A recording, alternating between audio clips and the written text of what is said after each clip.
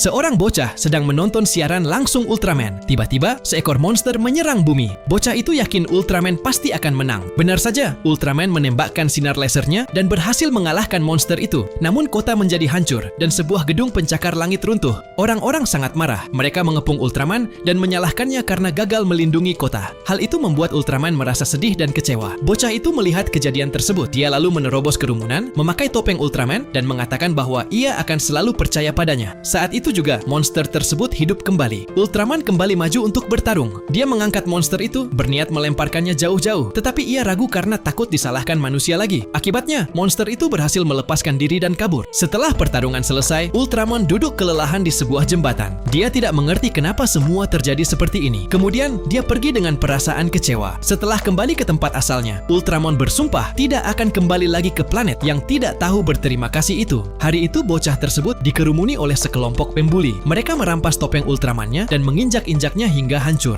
Menghadapi monster seperti mereka, dia mencoba memanggil Ultraman, tetapi mereka malah menertawakannya tanpa ampun. Teriakannya menggema ke langit seolah-olah Ultraman mendengarnya. Pada saat yang sama, monster itu muncul lagi. Pemerintah tidak mampu menghadapinya. Manusia hanya bisa berteriak ketakutan. Pada akhirnya, Ultraman memutuskan untuk kembali ke bumi dan melawan monster tersebut. Dia mengerahkan seluruh kekuatannya dalam satu serangan. Tetapi kemudian, dia ambruk karena kelelahan. Pada saat itu, Ultraman melihat siaran langsung di televisi. Orang-orang kembali menyalahkannya. Dia pun sadar bahwa dirinya tidak dianggap sebagai pahlawan, melainkan hanya sebagai makhluk asing yang menakutkan. Lampu penanda di dadanya mulai berkedip. Dengan perlahan, dia menutup mata dan kehilangan seluruh energinya. Kota itu kembali kacau. Monster itu mengamuk tanpa bisa dihentikan. Bocah itu bersepeda menuju tempat Ultraman, lalu berteriak keras memanggilnya, berharap ia bangkit kembali. Dia naik ke dada Ultraman dan melepas topengnya. Saat air matanya jatuh mengenai lampu di dada Ultraman, sebuah keajaiban terjadi. Lampu itu kembali menyala. Ultraman mendapatkan kembali kekuatannya dan berdiri lagi. Di hati bocah itu, Ultraman benar-benar seorang pahlawan.